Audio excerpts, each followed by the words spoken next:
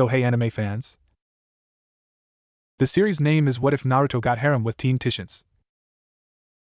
So let's start the series. The world did not tear. It did not shimmer or rupture with cosmic light. One moment, the Titans were in the Titan Tower's common room, the air thick with the easy banter of a victory debrief. The next, the floor was gone, the air was a knife of ice and wood smoke, and the sky was a bruised purple canopy pierced by unfamiliar, sharp stars. They fell, tangled and shocked, onto a hard, frost-rimed earth of slate and stubborn moss. Groans of pain and confusion were the first human sounds in this silent, ancient forest. Towering pines, older and thicker than any redwood, formed a cathedral-like gloom around them. The air didn't just smell of pine and cold, it smelled of age, of stone, of something metallic and faintly coppery beneath it all. Report.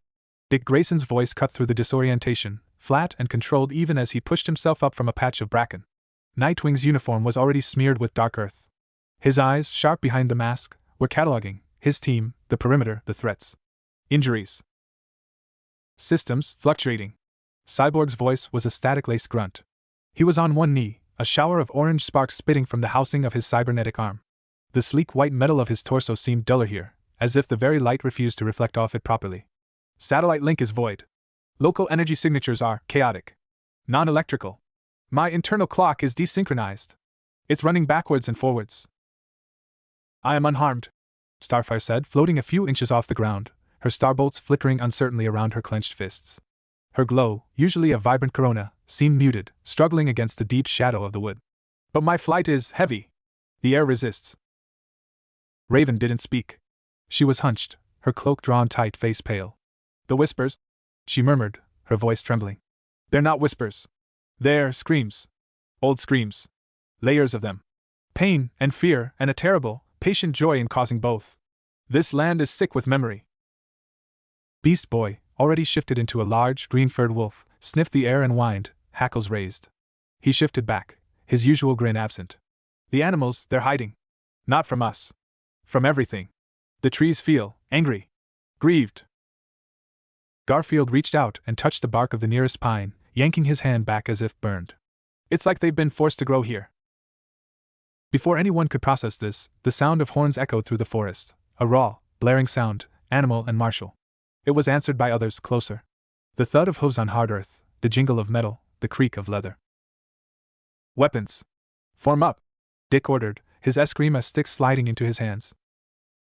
They emerged from the trees not as a disorganized band, but as a unit. A wall of men on shaggy, powerful horses, clad in rings of tarnished mail over thick leathers. Their faces were hard, bearded, eyes scanning the Titans with a mixture of awe, suspicion, and raw hunger. Their leader, a man with a rust-colored cloak and a face scarred by old frostbite, leveled a heavy, spear-tipped polearm. His language was guttural, full of hard consonants. Raven's eyes glowed faintly beneath her hood. He demands to know by what right we trespass on the sacred wood of the High King Arcturus. She translated, her voice flat. He says our unnatural lights and metals have profaned a place of royal lineage. Dick took a step forward, hands open but not empty. We mean no profanation. We are travelers. Lost. We seek no conflict. The leader barked a laugh, spitting onto the moss. Raven translated the essence, her tone growing colder. Travelers do not wear the skin of demons or bear the marks of forged sorcery. You are either spies of the Sundered King, or you are wild spirits to be bound. He offers a choice: surrender your weapons and strange artifacts, and be presented to the king for judgment. Or be pierced where you stand, and your bodies burned so your spirits cannot linger. Starfire flared, her eyes glowing fiercely. We will not be bound! We are the teen. Starfire. Dick's voice was a whip crack. He saw the archers then, half hidden in the trees, arrows knocked with heads of chipped black obsidian. He saw the way the men-eyed cyborg's metal, Raven's darkness, Starfire's glow, not with the fear of a Gotham thug, but with the calculating avarice of a man seeing a new, dangerous tool. We are travelers, he repeated, locking eyes with the captain. We will come to your king. The journey was a silent, grim procession. The Titans were placed in the center of the column, surrounded by riders. The forest gave way to rugged hills, and then to a valley cradling a city of stone and timber. It was not a fairy tale castle. It was a fortress. Walls of dark, irregular stone, 20 feet high, encircled a jumble of steep-roofed buildings. Smoke from countless hearths stained the gray sky. The air smelled of dung, cold iron, and roasting meat. The people who stopped to stare as they entered the massive timber gates were thin, their faces lined with hardship and a kind of blank acceptance. Their clothes were rough-spun wool, patched and faded. They looked at the titans with wide, terrified eyes, crossing their fingers and warding signs, mothers pulling children inside. The keep rose in the center, a squat, formidable tower of the same dark stone. In its great hall, the air was thick with smoke from a central fire pit and the smell of sweat, ale, and dog. King Arcturus was not an old man, but he seemed carved from the same stone as his castle. His hair was the color of iron, his beard trimmed short. He wore a coat of wolf fur over a fine tunic of deep blue. On his brow sat a circlet of tarnished silver, set with a single, milky, unblinking stone that seemed to drink the firelight. He sat on a high-backed chair of age-blackened oak, not quite a throne, but a seat of undeniable authority. His eyes, gray and flinty, passed over them as the captain barked a report. He did not react to Cyborg's machinery, to Beast Boy's green skin, to Raven's pallor. His gaze was that of a butcher assessing livestock. A man in robes of deep crimson and gray stood at the king's right hand, tall and skeletal, his head shaved. His eyes were the most alive thing in the room, glittering with sharp intelligence. The sorcerer priest. When the captain finished, the king spoke. His voice was low, gravelly, and carried without effort. Raven translated, her voice a soft, haunted echo in their minds. You stand in the hall of the Stormbloods. Our lineage is traced to the first man who wrestled the lightning from the sky and made it his bride. Our right is written in the bedrock and watered with the blood of those who doubted. You are strangers. Your forms are strange. Your natures are an offense to the natural order, a order my blood upholds. He leaned forward, the milky stone on his brow glinting. The sundered king, my cousin and my bane, sends foul sorceries and twisted beasts against my walls. He would see my line extinguished, his own bastard blood seated on the stone throne of our shared ancestor. Your arrival in the sacred wood, a place where the veins of the earth run pure with our lineage magic, is no accident. You are a weapon. Or you are a test. Dick stepped forward again, the weight of every stare pressing on him. Your Majesty. We are not a weapon for sale. We are not a test. We come from a distant land. We seek only to understand how we arrived, and if there is a way to return to our home. We wish no part in your war. A murmur ran through the assembled thanes and warriors. The sorcerer priest's lips curled in a thin smile. The king's expression did not change. There is no wishing here, stranger. There is blood, and there is duty. You are in my world now. Its laws are mine. Your powers are curiosity. A flare of wild magic. Useful, perhaps. But untamed magic is a blasphemy. It must be leashed to a purpose, to a bloodline, or it must be extinguished. He gestured to the sorcerer priest. Ventress will determine what you are. If you are clean, you may swear oaths to my house. Your strengths will be harnessed for the glory of the Stormblood line. You will be given purpose. If you are corrupt, you will be purged, and your essence used to fortify the wards that protect my people. We do not swear oaths to kings we do not know, Dick said, his voice hardening. We protect people. That is our purpose. You have no purpose here but what I grant. The king's fist slammed on the arm of his chair, the crack echoing in the hall. You protect nothing without my leave. The people are mine to protect. Their safety is bought with the blood of my line. Your choice is simple, integration or eradication. The sorcerer priest, Ventress, glided forward. His eyes swept over them, and Raven shuddered violently. He's reading us, she gasped aloud. Not our minds. Our lineage. Our ancestry. He's looking for the thread of command, the mark of a rightful master. Ventress stopped before Superba, who stood stiff and silent, his jaw clenched. The priest's long, bony finger reached out, hovering an inch from Connor's chest. He spoke, and Raven translated, her voice shaking with revulsion. This one, a patchwork thing. Forged life, stitched from dead kings and stolen fire. No true lineage. A golem. A weapon without a wielder. It yearns for a command. Connor's eyes burned red for a second. I am not in it, he growled. Ventress smiled, ignoring him, moving to Starfire. This one, blood of a dead son. A princeling from a fallen house. No living liege to claim her. Adrift. A burning arrow waiting for a bow. He passed Cyborg. Flesh and artifice, wed in agony. A broken thing seeking wholeness. The metal is silent here. It will die, and the flesh will follow. He saved Raven for last. His gaze lingered on her, and for the first time, his calm detachment cracked, replaced by a fervent, chilling hunger. He did not need to touch her. He took a step back, his hands coming together in a gesture of prayer or possession. And this is the vision made flesh. The void that walks. The end of lines. The silence after the scream. His voice, through Raven, was a trembling whisper of ecstasy. She is not of no lineage. She is the antithesis of lineage. A corruption of the very source. She must be bound. She must be studied. She must be controlled, or all will be unmade. The king stood. The decision was in his eyes. Take them. The green one and the metal man to the iron cells. Their natures are weak to cold iron. The fiery princess and the patchwork golem to the tower. They are assets to be secured. The leader and the void walker to the sanctum. We will discuss their integration. It happened fast. The guards moved with the grim efficiency of men who did this every day. There was no grand battle, no explosive breakout. To fight here was to slaughter dozens in a confined space, to make themselves exactly the monsters the king claimed they were. Dick met the eyes of each titan, a flash of understanding, of fear, of rage. He gave a minute shake of his head. Not yet. Assess. Survive. As Rough Hand seized Raven, she didn't fight. She looked at Dick, her amethyst eyes wide with a terror deeper than any physical threat. He sees me, Dick, she whispered, the mental translation for him alone. He sees him. And he wants to own it. Cyborg systems whined in protest as manacles of black, pitted iron were clamped on his arms. They hummed with a low, discordant frequency that made his vision blur. Beast Boy, in human form, yelped as similar manacles touched his skin, his flesh smoking slightly, his power locked away beneath a wave of nauseating weakness. Starfire's starbolts flickered and died as a collar of the same material was fastened around her throat. Superboy strained, but a dozen spears tipped with that black obsidian pressed against his skin, and he felt a strange, piercing cold where they touched, a warning that here, even his skin might not be invulnerable. They were dragged apart, down different dark corridors of stone. The system had them.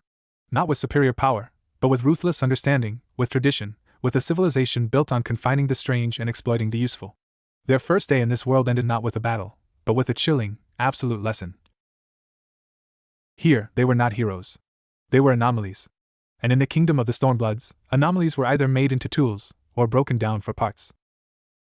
Chapter 2: The Weight of the Stone. The cold was the first truth. It was not the clean, sharp cold of a winter's night in Jump City. This cold was damp, ancient, and seeped from the very stones of the cell, leaching warmth and hope with patient malice. Cyborg slumped against the wall, the manacle around his left wrist chaining him to a rusted iron ring cemented into the floor. His right arm, his cybernetic one, lay useless in his lap. The black iron cuff on its housing emitted a constant, subaudible whine that drilled into his processors, scrambling his internal diagnostics. HUD warnings flickered and died in his vision like drowned fireflies. Systems offline. External interface corrupted. Power cell draining, 78%. 77%. The numbers bled down with a terrifying finality. No recharge. No solar conversion in this sunless pit. No compatible energy source. He was a clockwork man in a world of water and stone, slowly winding down. Across the small, foul-smelling cell, Beast Boy groaned. Garfield was in human form, shivering violently in his thin uniform. The manacle on his ankle seemed to burn against his skin, a dull, aching throb that suppressed the instinct to shift. He felt caged in his own flesh. They called this iron cold, Gar muttered, his teeth chattering. Feels like it's on fire. It's suppressing your metabolic morphic field, Dick said, his voice a hollow echo in the metal prison of his own skull. Same way it's emitting a localized dampening frequency that's turning my tech into fancy paperweights. This isn't just metal. It's programmed. Ritualized. Magic shackles, Beast Boy said, a weak attempt at a smirk failing. Of course. Because why would interdimensional travel be simple? He pulled his knees to his chest. I tried to talk to the rats. In the walls. They are scared. Not of us. Of the guys with the torches and the knives upstairs. They say this place is built on a bad spot. That the stones drink blood and remember. Cyborg's optical sensor shifted focus, zooming in on the mortar between the stones. Dark, ancient stains. They might not be wrong. The silence stretched, broken only by the drip of moisture and the faint, maddening hum of the shackles. It was Gar who finally voiced the fear gnawing at them all. What are they doing to the others? High in the North Tower, the cold was sharper, drier. Starfire and Superbow were not chained. Their cell was larger, with a narrow slit of a window showing a slice of lead-gray sky. The door was thick oak banded with more of the black iron. They were assets, not prisoners to be broken in a pit. They were to be preserved, their value undiminished. Starfire stood at the window, her back rigid. The iron collar was a vile, inert weight. She could feel it stifling the connection to her solar core, turning the raging star within her into a guttering candle. The humiliation was a hotter burn than any restraint. They look upon me as one looks upon a crossbow or a siege engine, she said, her voice tight. A thing to be aimed. They spoke of my fallen house. They believe me to be a noble without land, a weapon without an owner. It is familiar. The memories of her own sister, Blackfire, trading her like a commodity, flashed with painful clarity. Superba paced the length of the room, a caged tiger. His fists clenched and unclenched. The priest. He called me a golem. A patchwork. The words clawed at the fragile identity he'd built. He saw the cadmus pods in my head. The recipe. He didn't see me. He sees only what serves the king, Starfire said, turning. Her eyes glowed faintly, a residual ember of her power. This King Arcturus, his right is his blood. His authority is his lineage. He cannot comprehend a person who defines themselves. To him, we are aberrations. Or opportunities. Dick's playing along? Connor said, stopping his pacing. He didn't give the signal to fight. To fight then would have been to slaughter men who are only obeying their king, their father, their god in stone. Starfire replied, her Tamaranian sense of honor wrestling with fury. It would have proven their every fear. We would be monsters. Robin. Nightwing understands the deeper war. The war for what is right, not just who is strongest. Does he? Superboy slammed a fist into the wall. The stone shuddered, a web of fine cracks spreading from the point of impact. Dust sifted down. Or is he just out of his depth? This isn't a rogue meta or a tech thief. This is a whole world that thinks we're wrong for existing. Before Starfire could answer, the door groaned open. Not a guard, but a young woman, perhaps their age. She was slender, dressed in a simple but clean gray dress, her brown hair braided tightly. Her eyes were downcast, but they flickered with nervous intelligence as she carried in a wooden tray with 2 clay bowls and a jug. She set it on a small stool and turned to leave. Wait, Starfire said, her tone softening. The girl flinched, freezing. What is your name? Starfire asked. The girl's eyes darted to the door, then back, wide with fear. She opened her mouth, but no sound came out. She shook her head violently. She's forbidden to speak to you, a new voice said from the doorway. A young man, lean and sharp-faced, with the same rust-colored hair as the king, leaned against the frame. He wore fine clothes, but they looked uncomfortable on him, like a costume. His eyes, a lighter gray than the king's, held a cynical weariness. Assets are not to be fraternized with. It confuses the natural order. Who are you? Superbed demanded, stepping forward. The disappointing son, the young man said, pushing off the doorframe and entering. He waved a dismissive hand at the maid, who scurried away. Kalen, second son of Arcturus Stormblood. My brother, the glorious heir, is at the southern border, getting his men killed in glorious skirmishes. I am left to mind the castle and its new acquisitions. His gaze swept over them, analytical, devoid of the priest's hunger or the king's possessiveness. It was the look of a scribe assessing a strange text. We are not acquisitions, Starfire said, her voice cooling. Aren't you? Kalen picked up one of the clay bowls, sniffing the gruel inside before setting it down with a look of distaste. You have power. Power untethered to any recognized bloodline, any sworn liege lord, any sanctioned temple. In this world, that makes you a threat, a heresy, or a resource. My father has decided on resource. Ventress the priest wants to dissect the heresy. The Thanes want to unleash the threat upon our enemies. You are a knot of problems, and I am unfortunately tasked with seeing you don't fray before you can be useful. You speak of us as if we are not here. Superbig growled. Kalen finally looked at him, directly. You are a weapon that talks. It is novel. But a talking sword is still a sword. My father will eventually hand you to a wielder, perhaps my brother, perhaps a favored general, and you will be pointed at a target. The only choice you have is how much you resist the handing over. I would advise little. The breaking of weapons is a specialty here. He turned to leave, then paused, looking back at Starfire. Your fallen house. Ventress is obsessed with it. He believes he can harness your dead sun energy to reignite the lineage magic in our blood, make it burn brighter. He will try to bind you to our line. A living battery for the Stormblood destiny. A flicker of something, disgust? Pity, crossed his face. It will not be pleasant. He left, the door thudding shut, the key turning with a final, heavy clunk. Starfire touched the iron collar at her throat. A battery, she whispered. Superboy stared at the door, then at the cracks his fist had made in the wall. The stone was hard. Unyielding. Like the world outside. Deep in the heart of the keep, in a windowless chamber lit by guttering tallow candles that reeked of rendered fat, Dick Grayson and Raven faced the system's theologians. This was the sanctum. The air was thick with the smell of old parchment, dried herbs, and something darker, blood and bitter incense. The walls were lined with shelves holding clay tablets, scrolls bound in cracked leather, and jars containing unidentifiable, shadowy things suspended in murky liquid. King Arcturus was not present. Here Ventress ruled. He stood before a stone basin filled with what looked like black water. 2 other priestly figures, hooded and silent, flanked him. You understand the principle of lineage, Ventress began, his voice a dry rustle. Raven translated for Dick, her mental voice strained, thin. The first magic was the covenant between the first king and the land. His blood, his essence, was imprinted on the world. His children inherited a shard of that covenant. Their children, a shard of that shard. It is a chain of being, unbroken, stretching back to the foundation. It is order. It is meaning. He turned, his skeletal finger pointing first at Dick. You bear no mark of a first king.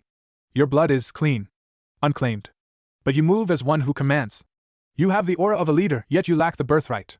It is a paradox. You are either a pretender of the most dangerous kind, or you are a vessel, empty and waiting to be filled with a proper purpose. His gaze, hungry and fervent, shifted to Raven. And you are the paradox incarnate. You are not clean. You are not empty. You are a wound.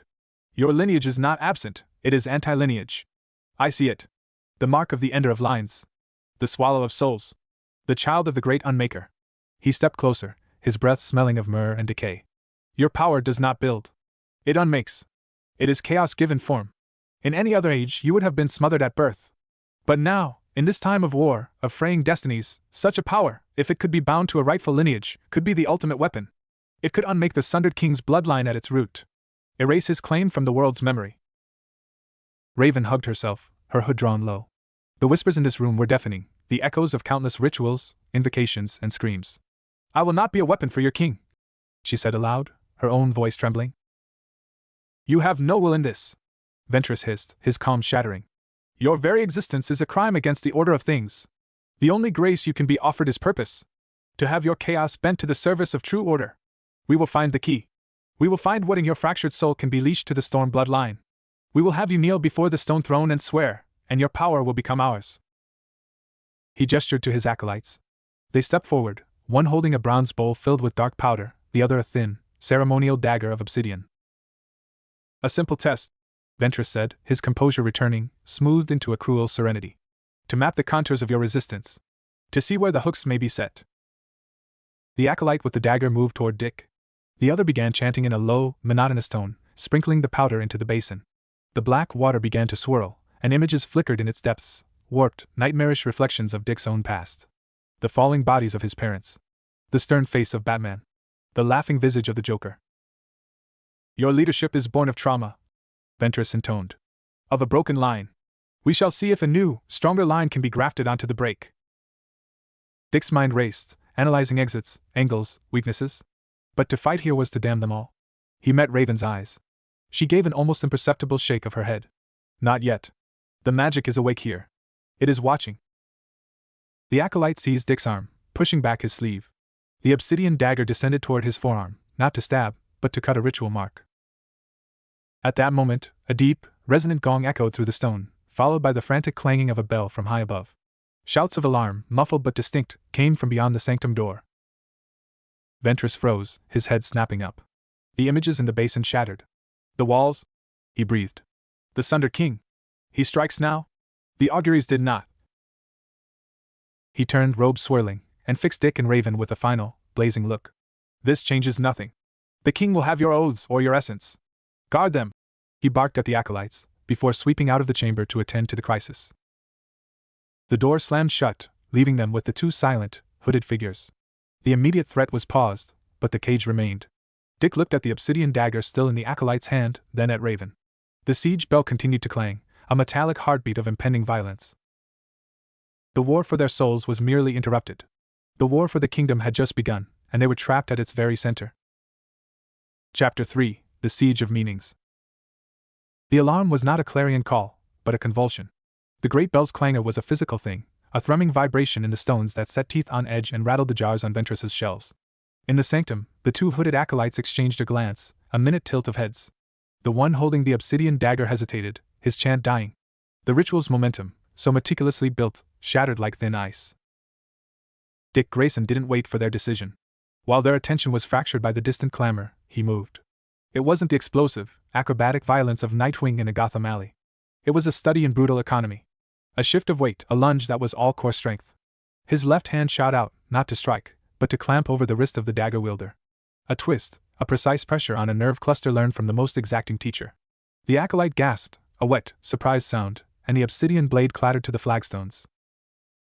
The second acolyte raised his hands, his guttural chant rising in pitch, but Raven was already in motion. Her own hands came up, not in a sweeping gesture of dark energy, but with fingers splayed as if pushing against a pane of thick, murky glass. A sphere of faint, shimmering darkness encapsulated the chanting man. His voice cut off, his eyes bulging within his hood. The sound didn't vanish, it was absorbed, swallowed by the sphere until it was a silent, frantic mime. "It's not a shield," Raven whispered, strain etching her face. "It's a silence. A tiny pocket of void. It's exhausting. This place, the magic fights me. It wants to be loud." Dick snatched up the fallen dagger. It was lighter than he expected, the edge wickedly sharp, humming with a faint, unpleasant resonance. A tool for cutting more than flesh. He looked at the two incapacitated priests. "Can they track us? Through magic?" Raven's eyes glowed faintly as she studied the men. "Their connection is to Ventress. A tether of faith and fear. If we break it, violently, he will know. If we merely leave it stretched." She released the sphere. The acolyte sagged, gasping for air, his eyes glazed. The other cradled his wrist, staring at them with a mix of terror and outrage. "You are damned," the wrist-injured priest croaked. "The king's justice will find you. The magic of the land will reject you. You will be—" Dick silenced him with a look, one honed in the alleys of Gotham and the depths of countless rogues' galleries. It held no grand threat, only a flat, absolute promise of consequence. The man's words died in his throat. "The door," Dick said. It was barred from the outside, a thick beam of oak. No lock to pick. He examined the hinges, massive, ancient iron, set deep into the stone. "My tech is basic right now. No laser cutters. No sonic charges." Raven stepped forward, placing her palms flat against the rough wood. She closed her eyes. "The wood is old. It has memory. Of the tree it was. Of the axe that felled it. Of the hands that planed it." Her brow furrowed. "I can't break it. But I can ask it to forget." A darker shadow, subtle as a deepening twilight, spread from her hands across the grain. The wood didn't crack or splinter. It simply seemed to sag, its structural certainty dissolving into a confused, porous weakness. A deep, dry rot spread in seconds where her power touched. Dick slammed his shoulder against it. With a groan of protest, the bar outside snapped, and the door shuddered open. The corridor outside was chaos given stone form. Guards were running, not towards the outer walls, but inward, securing inner doors and corridors. Servants huddled in alcoves, faces pale with a fear that was routine, practiced. The siege was not a surprise, it was a season. "They're more worried about internal uprising or infiltration than a frontal assault," Dick murmured, pulling Raven into the shadow of a hanging tapestry depicting some bloody, stylized battle. "The walls must be formidable. This is a lockdown." "Kalen said the Sundered King is his cousin," Raven said, her voice barely audible over the shouting and clatter. "A war of lineage. Of claims. Which means taking the castle isn't just about territory," Dick deduced, his mind racing through the political calculus. "It's about erasing a bloodline. Capturing or killing every legitimate Stormblood. That's why the son is at the front, to prove his worth, and the other is locked in here. Assets and heirs get secured." He peered around the tapestry. The route to the North Tower, where Starfire and Superboy were held, was a main thoroughfare, now choked with armored men. The dungeons were downward, a path likely less traveled in the panic. A grim priority settled in his gut. "We can't get to the tower. Not yet. The chaos gives us a chance to free Vic and Gar. They're in the worst position. Then we regroup." Raven nodded, her empathy brushing against his resolve, feeling the cold weight of the choice, not to save the most powerful first, but the most vulnerable. It was the Titan way, here twisted into a tactical necessity. They moved like ghosts, Dick using every trick of shadow and misdirection, Raven using her empathic sense to pulse ahead, finding pockets of fear to avoid and blank spots of inattention to exploit. The castle was a maze of functional brutality, but its rhythms were not so different from any fortress. Panic flowed towards points of expected breach, leaving eddies of stillness in its wake. Descending a narrow, spiraling staircase, the air grew colder, damper. The shouts from above muted into a dull rumble. Here, the only guards were two bored-looking men at a heavy iron door, distracted by the distant alarm, arguing about whether this attack was a feint. It was the work of a moment. A thrown stone from Dick's hand clattered in the opposite corridor. As one guard went to investigate, Dick descended upon the other from the stairs' shadow, a chokehold applied and released just shy of unconsciousness, lowering him silently. The returning guard met the obsidian dagger's pommel against his temple. Dick took the heavy ring of keys from the fallen man's belt. The third key turned in the massive lock. The stench that wafted out was visceral, mildew, human waste, and the sharp, cold scent of the black iron. In the gloom, Cyborg lifted his head, his single red optical sensor flickering like a dying star. Beast Boy, curled on the floor, shivered violently. "Took you long enough," Dick grunted, his voice box buzzing with static. "The welcome party down here was lacking." Dick was already at Cyborg's side, examining the manacle. The lock was simple, crude. But the metal itself was the prison. "Raven?" She approached, but as she neared, the manacles on both prisoners seemed to pulse with a deeper darkness. A low, discordant hum rose in pitch. Beast Boy cried out, clutching his ankle. Raven recoiled, a hand to her temple. "It's warded. Against me. Specifically. It recognizes my anti-lineage. Touching it with my power would agitate it. Possibly kill them." Dick tried the keys.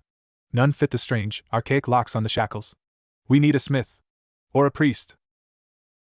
Or a really big rock," Beast Boy muttered through chattering teeth. A new voice, dry and laced with familiar cynicism, came from the doorway. "A rock would be too crude. And a smith would ask questions." Kalen Stormblood stood there, leaning against the doorframe, his arms crossed. He was not armored. He wore the same fine, uncomfortable clothes. He held a small, ornate hammer in one hand, its head made of a dull, lead-like metal.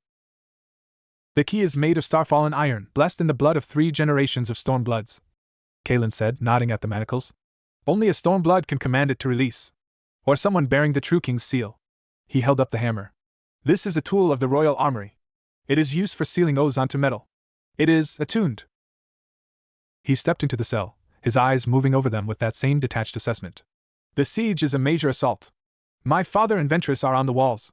The Sundered King has brought earth movers and curse slingers. The outer bailey may fall.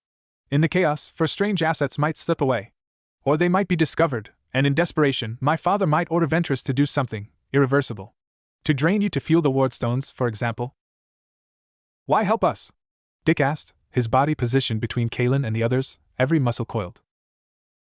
Kalen sighed, as if the question was tiresomely obvious. "Because you are a fascinating problem. Because my father sees only a tool or a threat. My brother sees a trophy. Ventress sees a heresy to be cleansed or a power to be enslaved. I see a question. Your existence questions the foundations of our world. That is more interesting than preserving those foundations.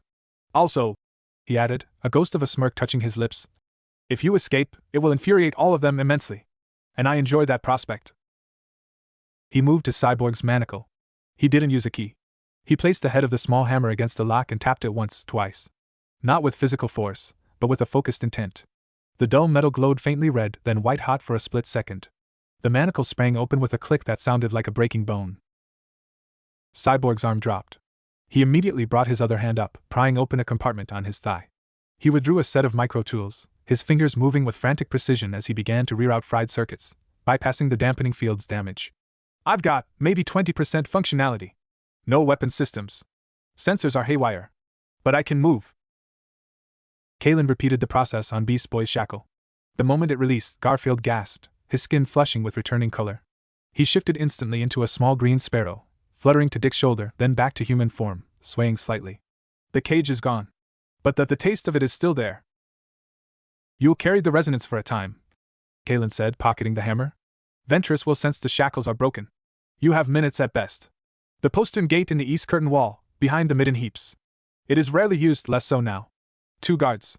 They will be watching the planes, not the filth at their feet." He tossed a small, heavy leather pouch to Dick.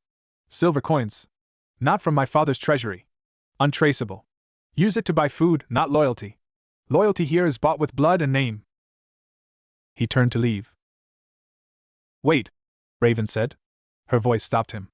"Your brother. The heir. You said he was at the front." Kalen paused, his back to them. "He is. And you are here. With us." A long, brittle silence. "My brother," Kalen said, his voice stripped of its cynical effect, revealing something hollow beneath, "is the perfect Stormblood. He believes in the blood, the destiny, the glory. He will die for it, or kill for it, with a song on his lips. I find the song monotonous." He looked over his shoulder, his gray eyes meeting Raven's. "You are a void, they say. Sometimes, in a world too full of certain, shouting truths, a void can be a place to breathe." He vanished into the corridor's darkness. They moved. Cyborg, though hobbled, could still move with superhuman quiet when necessary. Beast Boy shifted into a silent lynx, padding ahead, his senses reporting back. Raven cloaked them in subtle shadows, not true invisibility, but a gentle urging for the eyes of others to slip away, to find something more pressing to look at. They found the postern gate as Kalen had described. 2 guards, indeed, peering out through the arrow slits at the distant smoke and movement on the plains. The midden heap was a steaming, foul mountain of refuse. It was Beast Boy, as a burrowing badger, who created the distraction, a sudden, alarming collapse of part of the heap, sending rotten cabbages and worse sliding towards the guards' feet with a wet, stinking crash. As they cursed and jumped back, Dick and Cyborg were upon them. Efficient, quiet takedowns. The gate was a small, iron-reinforced door. It was barred from the inside. Together, they lifted the bar. The world outside the wall was a vast, wind-scoured plain under that eternal bruised sky. The air, though free, was thick with the distant sounds of war, the dull thunder of stone on stone, the faint, collective screams of men, and a deeper, more sinister thrum that felt less like sound and more like a wrongness in the earth itself. Before them, maybe a half-mile out, was the edge of the sacred wood where they had first arrived. It promised cover, mystery, perhaps answers. Behind them, from high on the keep, a new sound cut through the siege's din, a high, furious shriek of rage that was neither human nor beast, but something in between. It was Ventress. He knew. And from the direction of the wood, figures emerged. Not soldiers. They were lean, hard-looking men and women in patched leathers and furs, armed with an assortment of tools and stolen weapons. They moved with a predatory grace. At their head was a woman with a scarred face and eyes that held no loyalty to any king. Rebels. Or bandits. Or something else. They looked at the Titans, fresh from the castle, and saw opportunity. Dick's hand went to the obsidian dagger at his belt. Cyborg's remaining arm whirred, a broken piece of plating shifting to reveal a sparking, unstable energy node. Beast Boy bared his teeth, a low growl in his throat. Raven pulled her cloak tight, her form seeming to bleed into the gathering twilight. They were free of the stone cage. But the world outside was a wider, wilder prison, and its gates were guarded by new kinds of chains. Chapter 4: The Currency of Mercy. The figures from the wood did not charge. They flowed, a ragged skirmish line of perhaps 15, fanning out with a practiced, hungry silence. Their eyes, sharp as flint, scanned the Titans, the castle walls, the open ground between. They were calculating risk and reward with the cold precision of survivors. Dick's mind raced, discarding options. Fight? 4 of them, one significantly impaired, against an unknown number with unknown capabilities, while wounded, exhausted, and with the castle's wrath imminent at their backs. Flee? Into the open plain where the rebel archers could pick them off, or back towards the siege where they'd be caught between 2 armies. He stepped forward, placing himself slightly ahead of the others, his hands open and away from the dagger. The universal language of parley. Or vulnerability. The scarred woman at the front of the rebels mirrored his step. She was older than she first appeared, lines of hardship etched deep around her mouth and eyes. Her hair was a dirty blonde streaked with gray, tied back in a severe knot. She carried a notched hand axe and a small, round shield of boiled leather. Her gaze was the most disconcerting, utterly devoid of ideology, burning only with a feral, pragmatic will to live. "Castle rats scurrying from a sinking stone," she said, her voice a dry rasp. Her language was a coarser version of the king's tongue, but intelligible. She eyed Cyborg's metal, Beast Boy's green skin, Raven's unnatural pallor. "Or something else. Your master's walls spit out strange refuse today." "We have no master," Dick said, keeping his voice level. "We were prisoners.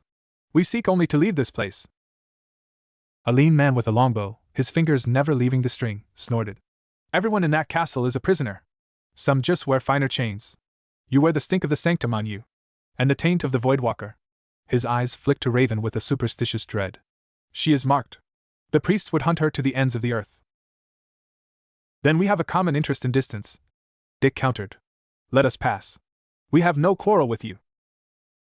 "You have silver," the woman said, her eyes locking on the pouch at Dick's belt. "Kalen's coin. And you have value. The Sundered King pays well for castle secrets and strange trinkets. The Stormbloods would pay more to have their assets returned. You are currency, walking." Cyborg's servomotors whirred as he shifted his weight, a clear threat display. "We're not for sale." The woman's smile was a thin, cruel slit. "Everything is for sale. Even breath. The price just varies." She raised her hand, a signal. The rebels tightened their circle, weapons shifting from readiness to aim. Beast Boy, still in lynx form, let out a warning yell, his fur bristling. "They're not soldiers," Dick realized. "They're hunters. And we're prey that talks back. Negotiation is over. But before the violence could erupt, a new sound cut the tense air, a wet, guttural choking from the edge of their group. One of the younger rebels, a boy no older than 16, had collapsed to his knees. He was clutching a crude bandage on his thigh, soaked through with fresh, dark blood. His face was the color of old parchment, sweat beading on his brow. The wound was infected, or poisoned, and turning necrotic. The scarred woman's eyes flicked to him, a flash of something raw and desperate before her face hardened again. Amen. Be silent. The boy gasped, trying to stifle his pain, but a low moan escaped him. The smell of decay was suddenly palpable. Raven took a step forward. Not a threatening move, but one of focus. Her eyes were on the wound. He is dying, she said, her voice carrying a strange, hollow resonance. Not just from the wound. There is a rot in the blood. A curse fragment. From the siege engines. The rebels froze. The woman's axe lowered a fraction. You can see that? I can feel it, Raven whispered. It is a small, screaming thing. A piece of design malice. Can you remove it? The question wasn't from the woman, but from an older rebel, his voice rough with hope. Raven looked at Dick. He gave a minute, uncertain nod. This was a pivot point. An act of mercy could be a weapon here, or a trap. She approached the boy, Amen. The rebels parted for her, their suspicion warring with a deeper, more primal need. Raven knelt, ignoring the filth. She didn't touch the bandage. She held her hands over it, palms down. Her eyes closed. In the castle, her power had been a roar against the cacophony. Here, under the open, hateful sky, it was a whisper against a gale. She focused not on unleashing, but on listening. She heard the boy's pain, the feverish chaos of his blood. And beneath it, the tiny, chittering malice of the curse, a sliver of magic designed not just to kill, but to kill slowly, to drain vitality and spread despair. Her own power, the anti-life, the entropy she carried, recoiled at first. To use it on a living person, it was her deepest fear. But she understood, now, what Ventress saw. Her magic was not simply destruction. It was unmaking. And some things needed to be unmade. With a precision that cost her dearly, she reached not for the boy's life, but for the curse. She did not attack it. She dissolved it. A tiny, localized negation. A void where the curse's pattern existed. The boy screamed, a short, sharp sound, as the blackened veins around the wound seemed to writhe and then fade, leaching of their darkness. The foul smell lessened. The bleeding, which had been a slow seep, stopped. He slumped, unconscious but breathing easier, the gray pallor receding from his cheeks. Raven swayed, catching herself on the ground. The effort was immense. It was like performing microsurgery with a scalpel made of annihilation. A thin trickle of blood escaped her nostril.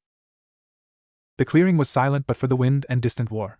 The scarred woman stared at Raven, then at the now sleeping boy. The calculation in her eyes had changed. The value of the currency had just been radically reassessed. I am Lyra, she said finally, her voice losing some of its rasp. These are the unsworn. We owe allegiance to no king, no bloodline. Only to survival. She sheathed her axe. You have a healer of the deep wounds. The kind that priests charge a man's lifetime of service to barely touch. That is a power beyond silver. It is not a power she can use lightly, Dick said, moving to stand beside Raven, helping her up. Her weight was frighteningly slight. And it is not for sale. Everything is, Lyra repeated, but the edge was gone. It was now a statement of philosophy, not threat. But the price for her aid need not be chains. It could be alliance. For a time. The Sundered King's curse slingers have poisoned the streams near their lines. Our people sicken. Our children die slowly. We have tried herbs, fire, prayer. Nothing works. You want us to heal your people? Beast Boy asked, shifting back to human form, his expression wary. I want you to remove the poison from the water, Lyra corrected. If you can. If you do, you have safe passage through our territories. Food. Information. We know the hidden paths, the places the king's scouts never see. We know the old stories, the ones the priests have tried to burn. Dick considered. It was a risk. It would delay them, expend Raven further, tether them to another group with its own agenda. But they were fugitives in an unknown, hostile land with no resources, no knowledge, and two of their strongest still captive. Information was a lifeline. A hidden path could lead to the North Tower. He looked at his team. Cyborg gave a grim nod. His systems needed time to self-repair, a safe place to do it. Beast Boy's worry for Starfire and Connor was plain on his face. Raven met his gaze, her eyes weary but clear. She had made her choice with the boy. She would make it again. We will look at the water, Dick said. We make no promises. And in return, we need information about the castle's layout, its weaknesses, and about any other strangers that may have appeared. People like us. Lyra's sharp eyes narrowed. There have been whispers of a metal man wandering the blighted hills to the south, speaking in tongues. Of a girl who makes the earth weep, kept in a golden cage in the Sundered King's own camp as a prize. Of a knight in black who moves like shadow, hunting the hunting parties of both kings. The descriptions hit them like physical blows. Cyborg's counterpart? Terra? Aqualad? Nightwing? They were scattered. Vulnerable. We have a deal, Dick said, the words tasting of ash and necessity. For now. The Unsworn's camp was not a village. It was a secret. Tucked into a series of interconnected ravines and caves a few miles from the wood, it was a place of desperate, mobile subsistence. Lean-tos of hide and branch, hidden fire pits, children with old eyes who watched the newcomers with a silence that was unnerving. The people here were the debris of the War of Bloodlines, peasants whose lord's lineage had been extinguished, making them property of no one and thus targets for all, petty criminals, runaway serfs, heretics who questioned the divine right of kings. Their existence was a sustained act of rebellion against the world's central tenet. Lyra led them to a shallow, fast-moving stream that cut through the ravine. The water looked clear, but Raven didn't need to see. She felt it. A low, persistent drone of wrongness, a magical pollutant seeping from upstream. It wasn't a powerful curse, but a widespread, insidious one, a blight designed to weaken the land and those who lived off it. It's not in the water itself, she murmured, kneeling at the bank, her fingers hovering above the surface. It's in the memory of the water. The magic has imprinted a pattern of sickness onto it. Boiling would kill the sickness, but not the pattern. The water would remember to be poison. Can you unremember it? Beast Boy asked, crouching beside her. He dipped a finger in, then pulled it back, his skin itching. The plants here, they're sick too. They're scared. Raven looked at the length of the stream, then closed her eyes, seeking the source of the taint in the web of magical resonance. It was distant, diffuse. To cleanse it all would require a feat of magic that would leave her a hollow shell, if it didn't kill her outright. I can't purify the source, she said. But I can create a filter. A place where the pattern is broken. Where the water forgets, for a moment, how to be poison. She stood, focusing. This was different from the boy's wound. This was broader, shallower. She didn't need a surgical negation, but a sweeping, gentle erasure.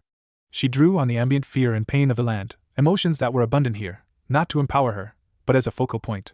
She shaped the energy, not into a shield or a blast, but into a permeable, standing field of nullification across the width of the stream. It manifested as a shimmer in the air, a slight darkening like a heat haze, stretching from bank to bank. The water flowing through it seemed to brighten. The faint, greasy film on its surface vanished. The oppressive feeling lifted for a dozen yards downstream. It will last as long as I can sustain it from nearby, Raven said, her voice strained. A few days, maybe. It's a patch, not a cure. Lyra watched, her scarred face unreadable. She dipped a cup into the water downstream of the shimmer, drank deeply, and waited.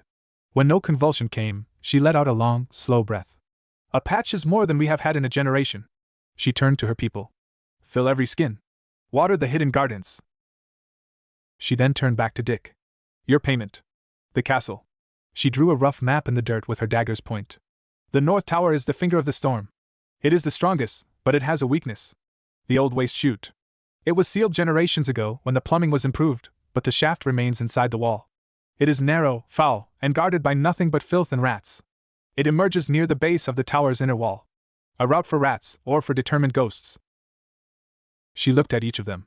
Your two friends are there. The fiery woman and the stone-skinned man. The king plans to use them as banner-bearers in a countercharge, to break the siege with divine fury. It will happen at dawn, when the sun's first light can be claimed as an omen. They will be paraded out, collared and leashed, and sent into the thickest fighting. If they survive, they are heroes of the Stormblood line. If they die, they are martyrs who bless the cause. The news was a cold fist in Dick's gut. A public, ritualized use. A death sentence either way. And the other strangers? He pressed. Lyra shrugged. The metal man in the hills is said to be half mad, fighting phantom enemies. The Earth Weeper in the golden cage is a toy for the Sundered King's sorcerers. The Shadow Knight, he is a ghost. He leaves no marks but the dead. Some say he is Death's own champion, tired of waiting for the kings to finish their war. The descriptions were terrifyingly plausible. Cyborg isolated, his tech failing, battling system hallucinations. Terra, exploited once again. And a Shadow Knight. Was it another Robin? Jason? Or something else? We need to get into the tower, Dick said, his mind already racing through the map in the dirt. Tonight. The siege lines are tight, Lyra warned. The Sundered King's men are dug in. Getting to the castle wall will be as hard as getting in. We have a path, Beast Boy said, a determined glint in his eye. He shifted into a large, green-furred mountain goat, then back. The rocks don't care about siege lines. And the rats in the chute, they'll talk to me. It was a desperate plan. A race against a royal deadline, through enemy territory and into the heart of the enemy's stronghold. All while wounded, divided, and hunted. As dusk settled over the ravines, the Titans prepared. Cyborg used his micro-tools and scavenged bits of metal from the unsworn to jury-rig a crude power cell, buying a few more hours of basic function. Raven meditated, gathering her strength for the sustaining of the filter and whatever lay ahead. Beast Boy communed with the local wildlife, building a map of scent and sound. Dick Grayson stared at the crude map in the dirt, the lines of stone and fate. They were not heroes charging to the rescue. They were intruders scrambling in the dark to steal back pieces of themselves from the grinding gears of a civilization that saw people as property. The cost of this rescue would be high, and it would only buy them the chance to pay more. Chapter 5: The Chute of Kings. The night was a blanket of black wool, starless and heavy with the promise of rain. The unsworn moved like extensions of the darkness itself, guiding the Titans to the edge of the ravine that looked out towards the Stormblood fortress. From this vantage, the siege was a serpent of fire coiled around the stone. Watchfires dotted the Sundered King's lines, a loose ring of angry orange pinpricks. Closer to the walls, the ground was a scarred wasteland of mud, shattered siege engines, and the pale, scattered detritus of war. The air carried the faint, sweet rotten smell of death, a perfume for flies. The patrols are thick near the breaches, Lyra whispered, her scarred face a mask of shadow. But they watch for men, for torches, for the glint of mail. They do not watch the earth itself. Beast Boy, in the form of a large, green-furred badger, chittered softly. He had spent the last hours in communion with the night's small, desperate creatures. He shifted back, his voice low. The rats say the chute is still there. They call it the King's Gutter. It's full of ghosts, they say. Old bones and bad memories. But it's open. It spills out behind the midden heap, near the postern gate we used. Getting across the open ground to it is the problem.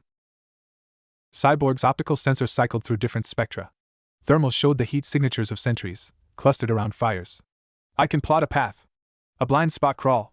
But it'll be slow. And my mobility is at 32%. A sustained sprint or climb is out. Dick studied the terrain, the patterns of firelight and shadow. We don't need speed. We need silence and stone. Gar, can you guide us? As something low and dark? Beast Boy nodded, shifting into a large, silent owl with mottled green-brown plumage. He took to the air, a ghost against the gloom, his superior night vision painting a living map in his mind. Raven, Dick said. Can you encourage the shadows to cling to us? Not an illusion. Just a suggestion. Raven's hands wove a subtle pattern. It was less magic and more empathy directed at the darkness itself, a gentle urging for it to thicken around their forms, to make the eye slide away. It was a constant, draining effort, like holding one's breath underwater. One by one, they slipped over the lip of the ravine and into the killing field. It was a journey of inches and heartbeats. They moved when the wind gusted, masking the scuff of boot on stone. They froze when a sentry's laugh carried on the air, becoming part of the landscape, a darker patch of mud, a tangle of shattered timber. Cyborg's heavy footfalls were the greatest risk, but he moved with a painful, deliberate precision, each step placed after minute calculation. Beast Boy's all forms circled high above, a silent sentinel. His calls, mimicked perfectly, became their signals, the soft hoot for move, the sharp screech for freeze, the low warble for danger close. They passed within 20 yards of a Sundered King patrol, men huddled around a small fire, passing a skin of something strong. Dick could smell the cheap ale, see the weariness in their posture. These were not fanatics. They were men bound by their own oaths of blood, fighting a war of cousins for a throne that meant nothing to the dirt they slept on. For a wild, irrational moment, he considered trying to talk to them, to find some common humanity. But the memory of Ventress's fanatical eyes, of the cold pragmatism in the Stormblood Hall, snuffed the thought. Here, humanity was a liability. It took over an hour to cross the half-mile of shattered ground. The midden heap loomed, a towering, stinking monument to the castle's consumption. The reek was overpowering, a physical wall of decay. But it was their shield. The chute outlet was a black, slime-coated hole in the base of the wall, partly obscured by decades of accumulated refuse. A sluggish trickle of foul water seeped from it. The King's Gutter was aptly named. Beast Boy landed, shifting back. His nose wrinkled. The rats weren't kidding about the ghosts. The anger in there, it's old. People thrown away. We're going in, Dick said, his voice muffled by the cloth he'd tied over his nose and mouth. He looked at Cyborg. Vic, you're too big. And your systems would short out in that soup. Cyborg finished, grimacing. I'll stand watch here. My audio sensors are still good. I'll hear anyone coming along before they see me in this stench. He positioned himself in the deepest shadow of the heap, his form blending into the irregular mound. Go. Get them. Dick, Raven, and Beast Boy faced the hole. There was no ceremony, no grand speech. They had a job. Dick went first, on his hands and knees, then flat on his stomach as the chute narrowed. The slime was cold, thick, and alive with squirming things. The stench was a tangible force, pressing into his lungs. He pushed forward, the rough-hewn stones scraping against his uniform. Behind him, Raven followed, her breath coming in short, controlled gasps. The psychic residue was a screaming chorus in the confined space, the final, terrified thoughts of unwanted infants, of executed prisoners, of sickly servants left to die. It was a torrent of despair that battered her mental shields. She focused on Dick's back, on the solid, silent determination ahead, using it as an anchor. Beast Boy brought up the rear, having shifted into a small, hairless mole-like creature, better suited to the muck and dark. The climb was vertical in sections, using ancient iron bars set into the stone as rungs, slick and treacherous. They climbed for what felt like an eternity in the pitch black, guided only by touch and the faint, fetid draft from above. Finally, Dick's probing hand found not another rung, but a grate. It was rusty iron, set into the stone of an interior wall. Through its bars, he could see a sliver of a dimly lit corridor, a basement or cellar, lined with barrels and sacks. He tested the grate. It was held in place by crumbling mortar more than by its bolts. A few minutes of quiet, agonizing pressure with his obsidian dagger as a pry bar, and it gave with the soft crack of ancient cement. They spilled out into the storeroom, filthy and reeking, gasping in air that was only marginally cleaner. They were inside. The finger is 3 levels up from the main keep's great hall, Dick whispered, consulting the map burned into his memory from Lyra's drawing. Guarded at the base and at the tower door. We need a distraction. Beast Boy, back in human form, wiped slime from his face. I can be a distraction. A big, loud green one. Too risky, Dick said. If they capture you, we lose everything. We need the castle's own chaos. He looked at Raven. The siege. The walls are under strain. Can you amplify something? Not an attack. A feeling. A wave of dread or despair from the fighting outside. Focus here, inside the guard post. Raven leaned against the barrel, exhausted from the climb and the psychic onslaught. I can reflect. The fear out there is a storm. I can bend a piece of it, make it resonate in a specific place. But it will be untargeted. It will affect everyone nearby. Do it, Dick said. At the base of the tower. We'll move when they're unsettled. They navigated the cellar corridors, moving like the rats they'd followed. The castle was a different beast at night, the martial bustle replaced by a tense, watchful quiet, broken by the distant, rhythmic thud of siege engines striking stone. They found a narrow servants' staircase that led upwards, emerging in a shadowy alcove overlooking the main courtyard. Across the way, the base of the north tower, the finger, rose, a darker silhouette against the night. A well-lit guard room was built into its base, the glow from its arrow-slit windows showing the silhouettes of 4 armored men. Raven closed her eyes. She reached out with her empathy, not towards the guards, but beyond the walls, to the sprawling camp of the besiegers. She felt the collective anxiety of men waiting to die, the sharp stabs of pain from the wounded, the dull, grinding fear of the camp followers. It was a vast, churning sea of negative emotion. With immense care, she did not draw it in. Instead, she became a lens. She focused on the guard room and projected an echo of that external terror into the enclosed space, tuning it to a frequency of primordial, gut-churning dread. Inside the guard room, the effect was immediate and violent. One guard dropped his tankard, clutching his chest. Another began shouting about phantoms, swinging his sword at empty air. A third vomited, overwhelmed by a sudden, irrational conviction of impending doom. The fourth fled the room entirely, screaming about the sundered king's curse. No, Dick hissed. They crossed the courtyard at a sprint, unseen in the confusion. The door to the tower's interior stairs was unguarded, the fleeing guard having left it ajar. They took the spiral stairs 2 at a time, their soft footfalls masked by the continuing shouts from below. The top of the tower was a single, heavy door, also banded with black iron.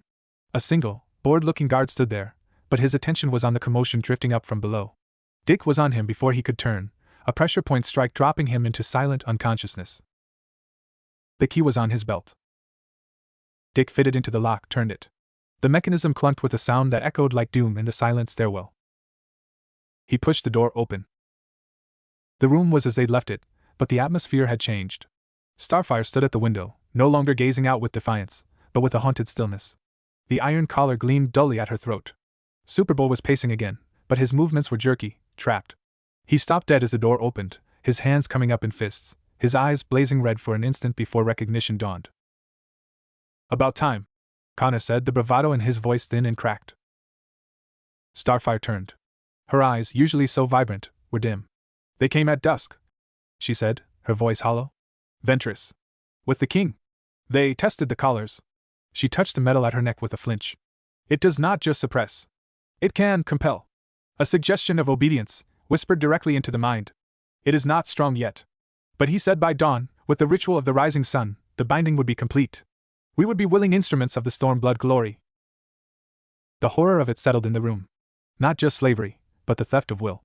The perversion of their strength into a puppet show for a tyrant's vanity. "We're leaving," Dick said, moving to her. He examined the collar. No lock. Seamless. "Gar, can you?" Beast Boy shifted his hand into the form of a metal-eating termite, but as his mandibles touched the black iron, he cried out in pain, shifting back. "It's like the shackles. Worse. It's alive with his will.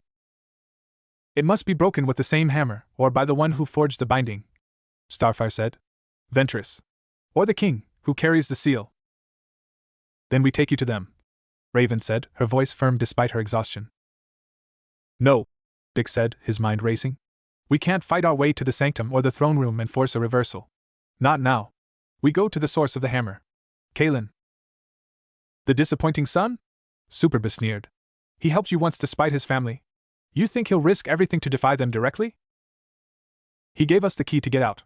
He might give us the key to get these off," Dick insisted. "He's in the keep. We find him." It was a gamble. But staying was a guaranteed loss. As they turned to leave, a new sound filtered up from below, not the chaos of the distracted guards, but the measured, heavy tread of many armored feet coming up the spiral stairs. And a voice, dry and furious, cutting through the stone. "Found the guard. The Voidwalker's stench is everywhere. They are here.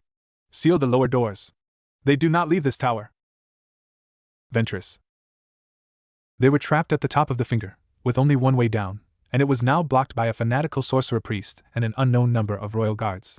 The knight's fragile success had just curdled into a perfect, inescapable trap. The walls were no longer just stone, they were a closing fist. And dawn, with its binding ritual, was only a few hours away. Chapter 6: The Night in the Storm. The heavy footsteps stopped a dozen steps below the final landing. The flicker of torchlight painted the curved stone wall of the stairwell in shifting orange and black. Ventress's voice, when it came, was not shouted. It was a conversational poison, dripping up the stairs. "You have made this unnecessarily complex, strangers. The king's offer was one of grace, integration, purpose. Now you skulk in his fortress like vermin. You defile the sanctity of this tower, reserved for the house's most valued assets." The word was a lash. "This ends now. Send the Voidwalker down to me. The rest of you will follow, in chains, and we will discuss the terms of your penance before the sun claims you for its own." Dick's mind worked with the cold, frantic efficiency of a trapped animal. No exits. The window was a narrow slit, a sheer drop of 100 feet to the courtyard below. The door was the only way in or out, and it opened onto a bottleneck stairwell now held by the enemy.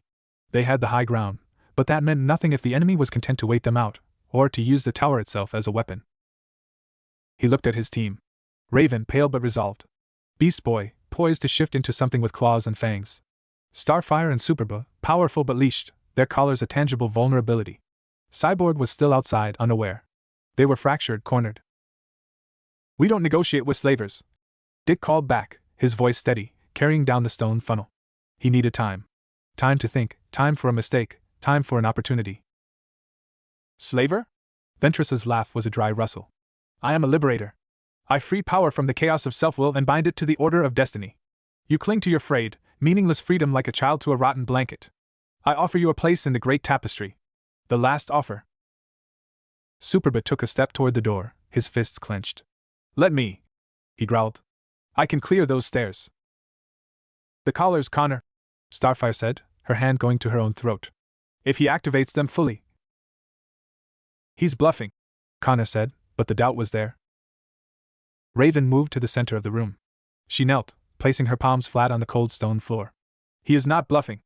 But his magic, it's focused on containment. Unbinding. The tower is steeped in Stormblood lineage magic. He is using it as a focus, a conduit to amplify his will.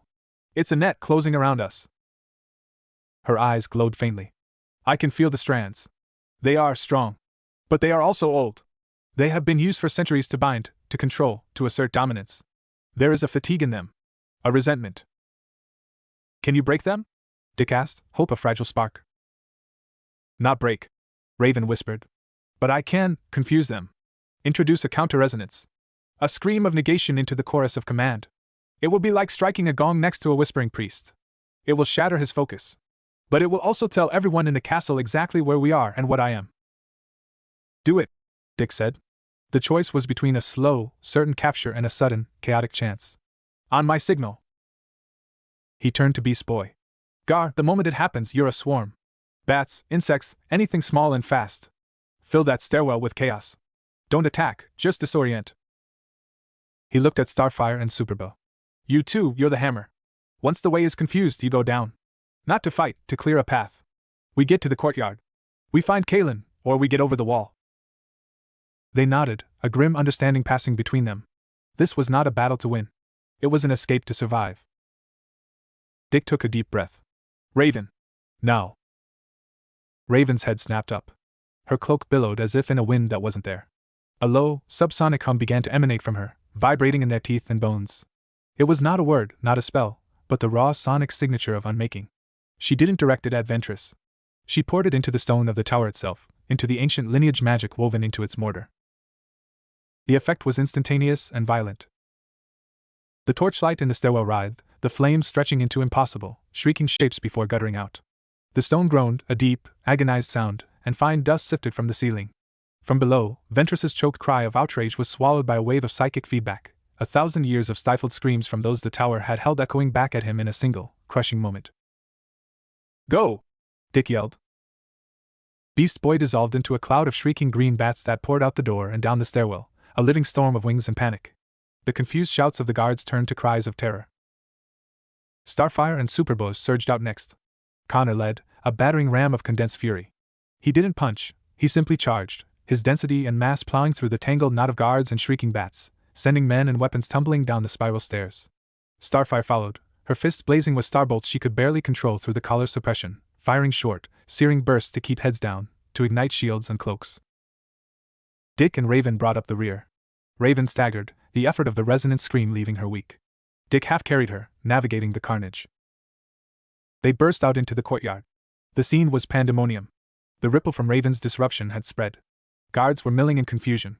Some were on their knees, retching from the psychic aftershock. From the walls, the shouts had taken on a new, desperate edge. The siege engines had fallen silent, but the Sundered King's men were seizing the moment of internal chaos, scaling ladders under a renewed hail of arrows. In the center of the courtyard, illuminated by erratic torchlight, stood Ventress. He was disheveled, a trickle of blood from his nose staining his gray robes. But his eyes burned with an incandescent fury. In one hand, he held not a weapon, but a large, milky quartz crystal that pulsed with a sickly light. The other hand was raised towards the tower, fingers clawed as if gripping an invisible leash. His gaze locked on Raven. Reddick! He screamed, the word tearing from his throat. You dare defile the sacred stones! I will unravel you thread by thread and weave your essence into a cloak for the king! He focused on the crystal. The collars around Starfire and Superbo's throats flared with a sudden, vicious light. Both titans cried out, stumbling, as a wave of forced compulsion, a white-hot nail of obedient intent, slammed into their minds. Kneel! Ventress commanded, his voice amplified by the crystal and the castle's wounded magic. Starfire's legs buckled. Superbo roared, fighting the impulse with every fiber of his clone being, his muscles corded, veins standing out on his neck as he remained standing, but paralyzed in the act of resistance. This was it. The trap sprung. They were caught between the priest's focused will and the chaos of the castle under assault. Then, a new sound. Not a shout, not a roar. A sharp, precise crack, like stones splitting under immense pressure. It came from above. On the battlements directly over Ventress, a figure appeared. Not a guard. A silhouette against the lesser darkness of the sky, lean and moving with a predatory, silent grace. Before anyone could react, the figure dropped, not a fall but a guided plummet, landing in a crouch between Ventress and the struggling titans. He rose.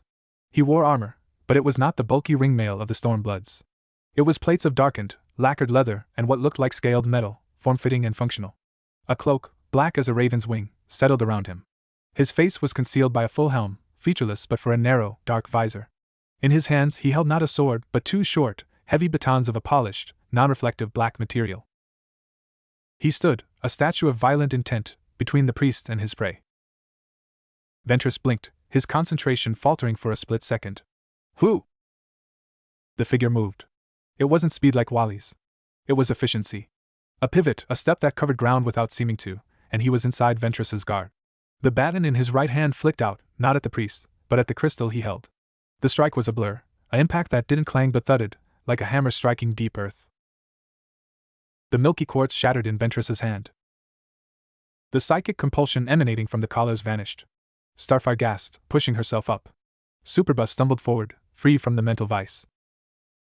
Ventress shrieked, clutching his bleeding hand, staring at the stranger in utter disbelief. You dare interfere with sacred! The helmeted figure didn't speak.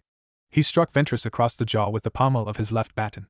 The priest's head snapped back, and he collapsed in a heap of robes. Chaos in the courtyard crystallized into a new focus. Guards loyal to Ventress and the king, seeing their master felled, charged the newcomer. He didn't retreat. He flowed into them. His style was unfamiliar, a brutal, minimalist synthesis of a dozen martial arts, every block a break, every parry a dislocation, every strike aimed not to disable but to devastate. He moved through them like a scythe through wheat, the black batons leaving shattered limbs and unconscious forms in their wake. It was not heroism. It was slaughterhouse efficiency. He wasn't helping the Titans. He was removing obstacles. In less than a minute, a dozen guards were down. The rest hung back, fear overriding duty. The figure turned his visored gaze towards Dick and the others. He pointed one baton, not at them, but towards the postern gate, the same gate they'd used to escape. Then he pointed to himself, then to the main keep, and made a slashing motion across his throat. The message was clear: you run. I'll handle the pursuit from the keep. Who are you? Dick demanded, his eskrima sticks ready. The figure ignored him. He turned and sprinted towards the main doors of the keep, disappearing into the gloom within. Shouts and the sounds of fresh combat echoed from inside almost immediately. We move, Dick said, the decision forced upon them. Now. To the gate. They ran, a ragged, exhausted group. Beast Boy shifted into a wolf, scouting ahead. They found the postern gate area deserted, the guards they'd subdued earlier gone, likely called to the walls or the chaos in the courtyard. The gate was still unbarred. As they slipped out into the stinking, open air beyond the midden heap, a voice hissed from the darkness. Here! Cyborg emerged from the shadows, his optical sensor bright with relief. Saw the light show. Heard the noise. Was about to come in guns BL, well, fist swinging. Who was that? We don't know, Dick said, urging them away from the wall, towards the imagined safety of the darkness. An ally. For now. They didn't stop running until they were deep within the skeletal remains of an abandoned siege camp, a mile from the castle walls. They collapsed, breathing in ragged gasps, the adrenaline crash leaving them hollow. In the distance, the Stormblood fortress was a brooding silhouette. But no horns sounded pursuit. No torches streamed from the gates. The mysterious night's diversion had worked. Starfire touched her collar. It was still there, cold and heavy, but inert. The crystal was the focus. Without it, the binding is dormant. Not gone. We still need it off, Superbus said, his voice rough. We need to find Kalen, Dick said, looking back at the castle. He's our only lead inside. But we can't go back. Not tonight. The night, Raven said softly, huddled in her cloak. He was empty. Not like me. Not a void of magic. A void of noise. No fear. No anger. Just purpose. And a terrible, familiar skill. Familiar how? Cyborg asked, running a diagnostic on his leg actuator. Raven looked at Dick, her eyes wide in the gloom. He moved like you. But harder. Older. As if all the mercy had been burned out of the technique. A chill that had nothing to do with the night air settled over them. A shadow knight, moving with Robin's refined violence but without his heart. A ghost from a future they feared, or a past they didn't know. They had escaped the tower. They were together, mostly. But they had traded one mystery for another, and the collars still clung to their friends' throats, a promise of unfinished business. The knight's victory was fragile, bought with borrowed violence from a stranger whose motives were as dark as his helm. The cost of this rescue was still being tallied, and the bill, they sensed, would come due in blood. Chapter 7, the unkindness of ravens. They didn't return to the unsworn. The risk of leading royal wrath, or the mysterious knight's attention, to Lyra's hidden ravines was too great. Instead, they found shelter in the lee of a colossal, moss-draped standing stone that rose from the moor like a rotten tooth. The Titan of old, a marker from a people forgotten even by this world's long memory. It offered scant protection from the biting wind, but it hid them from sight. Cyborg, using scavenged parts from the abandoned siege camp, had managed to construct a crude geothermal tap, sinking a probe into the earth to siphon a trickle of thermal energy. It was barely enough to keep his core systems from critical shutdown and to power a low-grade energy field that took the edge off the cold for the others.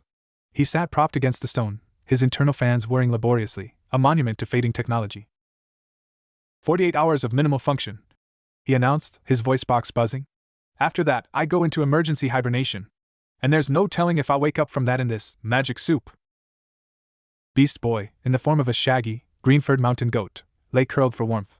Starfire sat vigilantly, her eyes scanning the darkness, the dormant collar a visible weight on her spirit. Superba paced a tight, frustrated circle, the stone beneath his feet cracking with each restless step. Raven meditated, or tried to. The land's pain was a constant drone here, away from the immediate violence of the siege. It was the deep, chronic ache of earth forced to bear the weight of kingdoms, of trees that remembered being sacred groves before they were fuel for forges. It wore at her, a slow erosion of her already tenuous peace.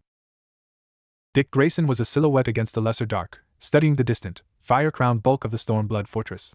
The knight's intervention replayed in his mind on a loop. The economy of violence. The absolute lack of hesitation. The familiar, yet alien, style. Who trained someone like that? Batman's training was severe, but it was built on a foundation of restraint, of the sanctity of life. This was different. This was the art of violence, distilled to its lethal essence, with the restraint surgically removed. We have 3 problems, Dick said, his voice cutting through the wind. The callers. Our scattered teammates. And our benefactor in the black helmet. For problems, Cyborg corrected, his optical sensor glowing. Food. Water. Sustenance. My geothermal trick won't cook a rabbit. The land provides, Beast Boy muttered, shifting back to human form, hugging his knees. But it's scared to. Everything's clenched. The knight moved like a titan, Starfire said quietly. But not like any of us. He was a weapon entirely. There was no person behind the visor. Only intent. An assassin? Superboy suggested, stopping his pacing. Sent by the Sundered King to take out Ventress? He helped us escape, Raven pointed out, not opening her eyes. An assassin would have killed us as witnesses, or left us to our fate. His goal was disruption. Of Ventress. Of the Stormblood's control. He is a wild factor. An enemy of our enemies. For now. That makes him dangerous, Dick said. We can't predict him. We need to find Kalen. He's the only link inside that castle who might have a motive beyond owning or destroying us. How? Cyborg asked. Walk up and knock. The place is a hornet's nest after what we did. Before Dick could answer, a sound made them all freeze. Not the wind. Not an animal. It was the soft, almost imperceptible rustle of cloth on stone. And then a voice, dry and familiar, spoke from the darkness just beyond the standing stone's shadow. Knocking would be unwise. They've tripled the guard on the postern gate. And Ventress has posted a bounty on void-touched vermin. The description is unflattering. Kalen Stormblood stepped into the dim glow of Cyborg's energy field. He looked even more out of place here than in his father's castle. His fine clothes were smudged with dirt and soot, and he carried a plain, weather-stained cloak over one arm. In his other hand, he held not the ornate hammer, but a simple, heavy maul with a head of that same dull metal. You! Superboy growled, taking a step forward. Disappointing, I know, Kalen said, his cynical mask firmly back in place, though his eyes were wary, scanning each of them. I see you made it out. And you brought the complications. His gaze lingered on the callers. Ventress is apoplectic. The sanctum is a wreck. My father is convinced the Sundered King has a new, terrifying sorcerer assassin. Morale is brittle. You've been busy. Why are you here? Dick asked, his posture relaxed but every muscle ready. 3 reasons, Kalen said, setting the maul down carefully. First, to collect on my investment. Chaos was delivered, but it's tipped towards actual collapse. My brother's position at the southern border is crumbling. If the finger falls, the Stormblood line ends with a whimper in a besieged castle. I'd prefer a more interesting end. Second. He nodded at Starfire and Superbo. Those collars are my father's property. If you're caught with them, he can track you, and claim you as stolen goods. I'd rather they were off. It's tidier. And the third reason? Raven asked, opening her eyes to look at him. Kaelin met her gaze, and for a moment, the cynicism faltered, replaced by something stark and curious. You, the Voidwalker. You broke the finger's memory. You made the stones weep. Ventress rants about anti-creation. My father fears you as a weapon gone rogue. I look at you and I see a question that unravels answers. I want to see what question you ask next. He picked up them all.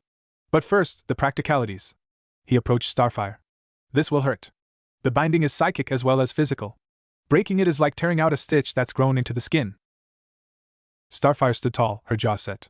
Do it. Kaelin placed the dull metal head of the maul against the seamless join of the collar. He closed his eyes, not in prayer, but in focus. A faint, red-gold glow emanated from his hand, traveling into the maul. The collar itself began to glow, a sickly green-white. Starfire gasped, her back arching as lines of painful light seared across her skin from the metal. There was a sound like cracking ice, and the collar split open, falling to the ground with a heavy thud. The searing lines on her skin faded, leaving angry red marks. She stumbled, breathing hard, but her eyes blazed with renewed, furious light. It is done! Kaelin repeated the process with Superboy. Connor endured it in gritted silence, a low growl in his throat, until the collar shattered. He immediately rubbed his neck, his expression one of profound disgust. The tools of my house are crude, Kaelin said, leaning on the maul, looking winded himself. The act had cost him. They work on principles of dominance, of overriding will. You are free of the overwrite. But the memory of the pressure, that may linger. Thank you, Dick said, the words measured. Don't. Kaelin waved a hand. It was self-interest. Now my payment. Information for information. What do you want to know? The knight. The one in black. Who is he? The Titans exchanged glances. We don't know, Dick admitted. We thought you might. Kaelin's eyebrows rose. A mystery to both sides. How delightful. He appeared a week ago, striking sundered King's supply lines, then vanishing. Last night was his first strike inside our walls. He moves like a ghost, kills with a butcher's efficiency, and leaves no trace but the dead. My father's scouts call him the Unkindness. After the murder of ravens. They say he is the land's vengeance, or a demon from a crack in the world. He looked at Dick pointedly. He fights like you. But where you hold back, he does not. Dick ignored the implication. And the other strangers? The metal man in the hills? The Earth Weeper? Kaelin's expression grew grim. The metal man is real. Half a day's hard trek south, in the blighted hills. The land there is sour. Old magic went wrong. He is said to be mad, battling invisible foes, speaking to the sky. The Earth Weeper. He hesitated. She is in the Sundered King's main camp. In a cage of gilded iron, at the center of their siege lines. They call her the Mountain's Heart. They use her to shape the earth for their ramps and tunnels. She is not collared. She is broken. She obeys without command. A living tool, weeping silently as she works. The description of Terra hit them like a physical blow. Beast Boy made a small, wounded sound. And the Shadow Knight? The one they say is Death's champion? Dick pressed. Kaelin shook his head. That is just a campfire story. A rumor growing around the Unkindness, perhaps. Or something else. This land is old. It has many ghosts. He straightened. My payment. Your turn. The Voidwalker. What is she? All eyes turned to Raven. She stood, drawing her cloak around her. I am the daughter of a demon who seeks to unmake all reality. My power is entropy. The end of things. The silence after the scream. Your priest was not wrong.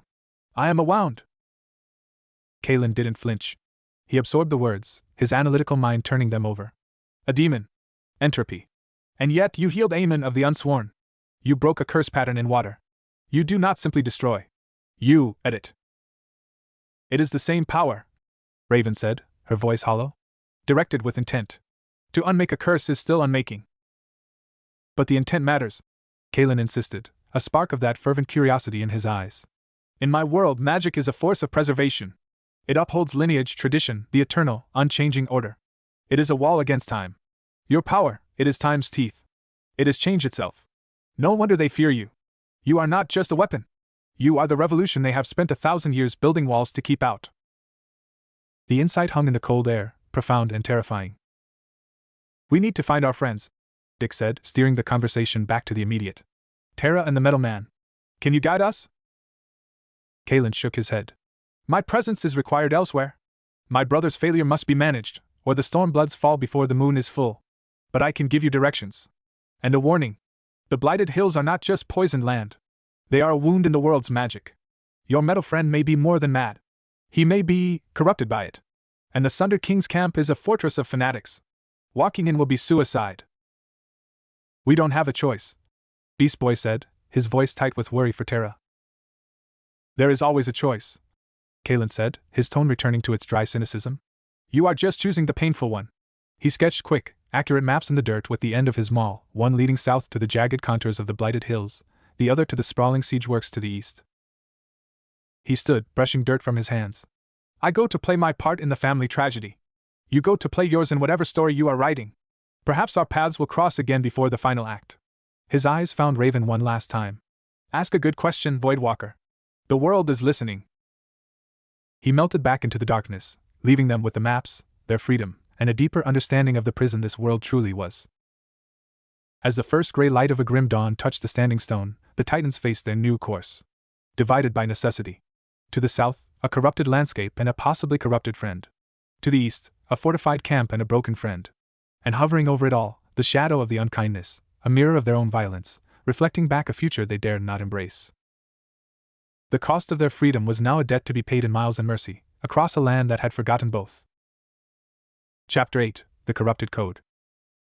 The decision to split the team was a stone in Dick Grayson's stomach, but necessity was a harder master than fear. There were two teams now, each with a mission born of equal urgency but diverging despair. The journey to the Blighted Hills, led by Cyborg, was a study in a slow death. Vic had charted their course from Kalen's map, but navigating it was a different challenge. Every step cost him. The geothermal tap had extended his operational life, but the world itself seemed to fight his presence. The ambient magical field, which Raven had described as a chaotic symphony of pain, was to his sensors a constant, screeching static. It corrupted his internal diagnostics, made his balance protocol stutter, and fed phantom signals into his motor relays. Twice, his left leg seized, nearly sending him tumbling down a scree-filled slope. It's like walking through a storm of broken glass, he muttered, his voice thick with digital distortion. Every signal is a lie. My gyroscope thinks I'm upside down. My power meter says I'm at 120% and draining simultaneously. It's maddening. Raven walked beside him, her own power a low, protective hum. She tried to shield him, to create a bubble of null static, but the effort was immense, like trying to hold back a tide with her hands. The corruption here is deep, she said, her face pale with strain. It's not just a curse. It's a scar. A place where the world's magic was ripped open and then healed wrong. It festers. Beast Boy, in the form of a sure-footed mountain goat, led the way, his animal senses more reliable here than any technology. But even he was subdued. The life here was twisted. The few, hardy shrubs had leaves like razors and thorns that dripped a slow, viscous sap. The birdsong, when it came, was a series of harsh, discordant shrieks. The land felt angry, and it directed that anger inward, upon itself. Nothing wants to live here, Gar reported, shifting back to human form at a rocky outcrop. But everything that does is mean. There's a sickness in the soil. It whispers. Whispers what? Cyborg asked, pausing to recalibrate a misfiring knee joint. Beast Boy's face was troubled. It says, obey and break at the same time. It's confused. And its confusion hurts. By the time they reached the heart of the hills, a jagged basin where the very stone was stained in hues of bruised purple and sulfur yellow, Cyborg was operating at less than 15% functionality. His movements were jerky, his optical sensor flickering, casting the nightmare landscape in stuttering snapshots. In the center of the basin stood a figure. At first, it was a silhouette against the sickly sky, motionless. Then, as they approached, details resolved. It was Jamie Reyes, Blue Beetle. Or what was left of him. The sleek, blue and black alien armor was still recognizable, but it was wrong. It was dull, pitted, as if corroded by acid. Patches of it had grown organic-looking barnacles of the same purple-stained stone. The signature cannon on his right arm was fused into a twisted, silent lump. He stood, swaying slightly, facing a large outcropping of rock. And he was fighting. His movements were slow, agonized, but violent. He would lunge at the rock, the armor's pincers scraping uselessly against stone. He'd stagger back, then charge again, throwing a punch that cracked the air but not the rock. All the while, a low, desperate monologue issued from him, a mix of English, Spanish, and the guttural, clicking language of the scarab. No, los calculos están mal, el enemigo es muy Kajida dice K la from a magica es unvirus and la realidad, tenemos que purger. Negative, host, the corruption is systemic, local reality substrates are compromised, propose total scorch earth protocol, initiate orbital bombardment coordinates. Jamie! Beast Boy shouted, running forward, shifting to human form. Jamie, it's us! Blue Beetle's helmeted head snapped towards them. The eye lenses, usually a bright blue, were a dim, flickering red. Identify! The Scarab's voice boomed, distorted and layered with panic. Energy signatures inconsistent. Potential hallucinogenic agents deployed by the reality virus. Threat assessment, maximum. Initiating sterilization protocol. The fused cannon on his arm glowed with a sickly, unstable orange light. It sputtered, died, then flared again. Jamie, it's Gar! And Vic! And Raven! Stand down! Beast Boy pleaded, holding up his hands. Deception! The Scarab shrieked. The virus mimics familiarity. Primary target, the techno-organic entity. Its corruption interface is the most advanced. Cyborg took a step forward, raising his own hands. Jamie, buddy, listen to me. It's Victor. Your systems are compromised. You're in a magically corrupted zone. It's feeding you bad data. The techno-organic entity confirms its viral nature. The Scarab's voice reached a fever pitch. Engaging. Blue Beetle launched himself at Cyborg, not with his usual fluid grace, but with a frantic, staggering charge. Cyborg barely dodged, his own movements clumsy. Beetle's pincer arms slammed into the ground where Vic had been, shattering rock. Raven, we need to shut him down! Beast Boy yelled, shifting into a gorilla, trying to grab Beetle from behind. But the armor, even corrupted, was immensely strong. It threw Beast Boy off with a blast of repulsor energy that sputtered and crackled. Raven stepped forward, her hands raised. She couldn't use her power to attack Jamie directly. The risk of unmaking him along with the corruption was too great.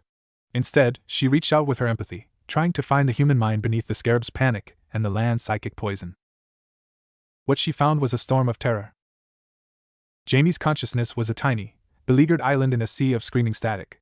The Scarab, Kajida, was in a feedback loop of catastrophic threat analysis, its logic circuits poisoned by the magical corruption, interpreting everything, the land, the air, its own teammates, as existential threats. And beneath both, the land's own psychic scar wept its mantra of obey/break into the mix. He's trapped. Raven gasped, dodging a wild swing from an energy blade that fizzled into existence and died on Beetle's other arm. The Scarab is trying to protect him by shutting everything out, but the everything includes his own sanity. I can't get through. Cyborg, analyzing the fight with his glitching sensors, saw a pattern.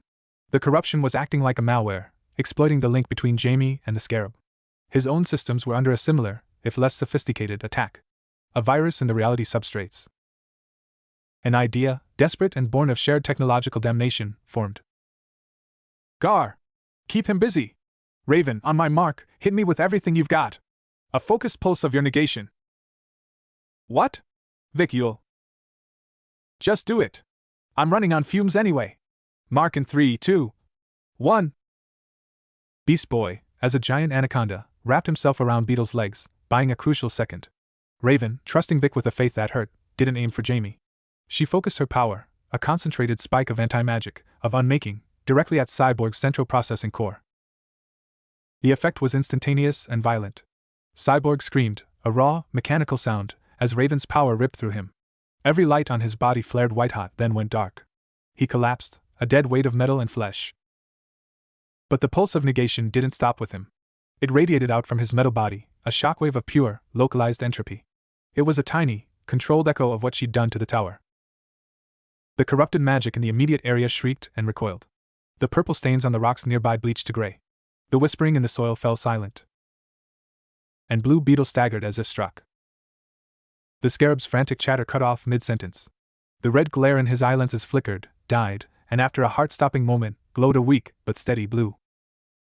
Jamie Reyes's voice, thin and terrified, emerged from the helmet. ¿Qué pasó? Vic? Gar? He looked down at his hands, at the pitted, corrupted armor. Kajida, what's happening to us? The Scarab's voice, when it came, was quieter, strained, but clear. Reality, anomaly. Local magical field is hostile to coherent systems. It induces psychosis in synthetic consciousness. The techno-organic entity, it initiated a hard reset. We are compromised. Host, we are damaged. Jamie sank to his knees, the armor groaning in protest. Beast Boy released him, shifting back, rushing to Cyborg's side. Vic! Talk to me! Raven was already there, her hands on Cyborg's chest, her eyes closed. She was searching for the spark of life, the hum of the machine. It was faint, a guttering candle. But it was there. The pulse had not killed him. It had forced a catastrophic system reboot, burning out the corrupted pathways. Whether he would wake up, and what would be left of him if he did, was unknown. Jamie crawled over, his movements clumsy. I attacked you. I saw monsters. I saw the Reach. I saw, everything was an enemy. His voice broke. The armor, it wouldn't listen. It was so scared. It's not your fault, Beast Boy said, tears in his eyes as he cradled Vic's silent head. This place, it's poison for things like you. They were in the heart of the corruption. One teammate was a broken weapon, newly aware of his damage. Another was in a forced coma, his soul balanced between metal and magic. They had no shelter, no way to carry Cyborg, and the land's hostility was a physical pressure. Raven looked at the blighted basin, then at her friends, one broken, one sleeping, one weeping in his corrupted shell. The cost of this rescue was written in silent metal and haunted eyes. They had found Jamie. But the Jamie they found was a warning. In this world, their powers, their very natures, were vulnerabilities waiting to be exploited. The path to Terra, to the Sundered King's camp, now seemed like a descent into a different kind of hell. And they had to make it, carrying their wounded, through a land that hated what they were.